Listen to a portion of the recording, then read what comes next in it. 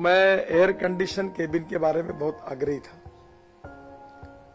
पर इसके कॉस्ट बढ़ेगी ऐसा कहकर कुछ लोगों ने काफी विरोध किया। पर भी आज मैं यहाँ आने के पहले मैंने वो फाइल पर साइन कर दी है कि इसके बाद ट्रक की जो ड्राइवर की केबिन होगी वो एसी होगी। ट्रांसपोर्ट मिनिस्टर नितिन गडकरी का यह बयान अब ऑफिशियली पेपर पर उतर चुका है। नए ट्रकों में एसी केबिन लगाने को अनिवार्य करने को लेकर नोटिफिकेशन जारी हो गया है। इसके मुताबिक 1 अक्टूबर 2025 से सभी नए ट्रकों में ड्राइवरों के लिए एसी केबिन लगाना जरूरी होगा। ये नया नियम N2 और N3 कैटेगरी यानी कमर्शियल ट्रक्स के लिए लागू होगा।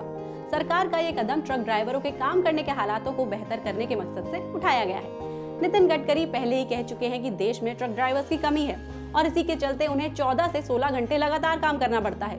गर्मियों में ज्यादा टेम्परेचर में काम करने से उनकी हालत भी खराब होती है और यही सोचकर ये प्रपोजल लाया गया है। रोड और ट्रक ड्राइवर सेफ्टी की नजर से ये एक बेहतरीन कदम है। अगर ड्राइवरों के वर्किंग कंडीशंस बेहतर होंगे तो थकान के कारण होने वाले रोड एक्सीडेंट्स भी कम होंगे। ये 2024 तक रोड एक्सीडेंट को 50% कम करने के सरकार के लक्ष्य को हासिल करने में भी मदद करेगा।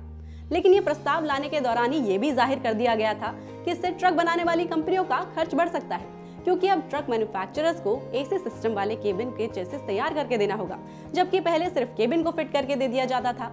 अब इससे नए ट्रक्स की कीमत 1 से 2% तक बढ़ सकती है।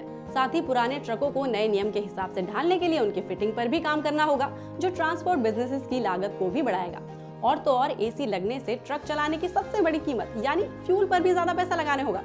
अब ऐसा नहीं है कि इस नियम से बिजनेसेस को सिर्फ नुकसान ही होगा। सुब्रोज और अंबर जैसी कंपनीज के लिए ये कारोबार बढ़ाने का अच्छा मौका है।